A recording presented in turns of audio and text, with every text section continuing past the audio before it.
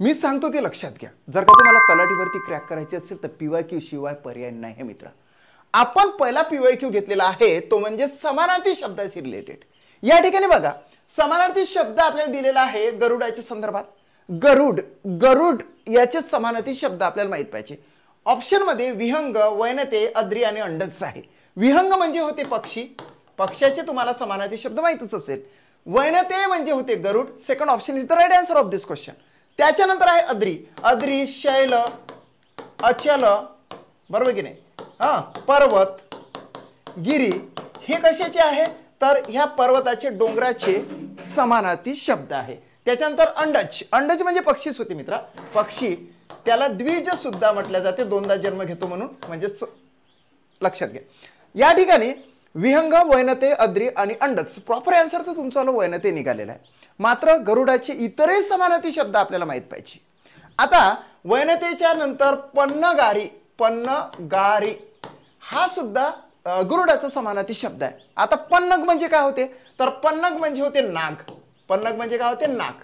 आणि पन्नग आरी, आरी म्हणजे अरी आहे तिथं, अरी, अरी म्हणजेच काय होते तर शत्रू, अरी म्हणजे काय होते शत्रू होते। म्हणजे या ठिकाणी पन्नगारी म्हणजेच गरुड तो नागाचा शत्रू असतो, म्हणजे सापाचा शत्रू, नाग म्हटल्यापेक्षा आपण साप म्हणूया, सापाचा शत्रू असतो म्हणून त्याला पन्नगारी नाव आहे।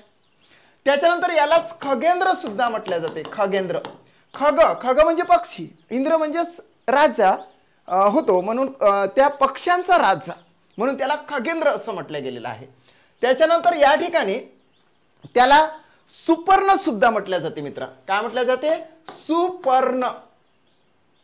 बघा या ठिकाणी जर बघितलं तर याला सुपर्ण म्हणजेच त्याचे सुंदर पंख आहे म्हणून त्याला सुपर्ण सुद्धा असं म्हटलं जाते। त्यानंतर याला नागांतक सुद्धा म्हटलं जाते, नागांतक, नागांतक म्हणजेच काय नागाचा अंत करणारा गरुडच असतो म्हणून या ठिकाणी बरेचसे समानार्थी शब्द गरुडाच्या संदर्भात मी तुम्हाला सांगितलेले आहे। ऑप्शन आहे सेकंड। आता सेकंड क्वेश्चन बघूया, पावलोपावली या शब्दाचा समास कोणता। आता पावलोपावली हे काय तर मराठी द्विरुक्ती असणारा शब्द आहे, म्हणजे पाऊल पाऊल असं झालं पावलोपावली। मग जर का मराठी द्विरुक्तीवाले क्षणोक्षणी, पावलोपावली, दिवसेंदिवस यासारखे जर सामासिक शब्द असेल तर ते समासाच्या पहिल्या प्रकारामध्ये येतात आणि पहिला प्रकार येतो तो म्हणजेच अव्ययीभाव समास। Third option is the right answer of this question. Check करूया, राईटच आहे मित्रांनो। जर का तुम्ही एमपीएससी स्मार्ट लर्निंग हे चॅनल सबस्क्राइब केलं नसेल तर चॅनल सबस्क्राइब करा। थँक्स।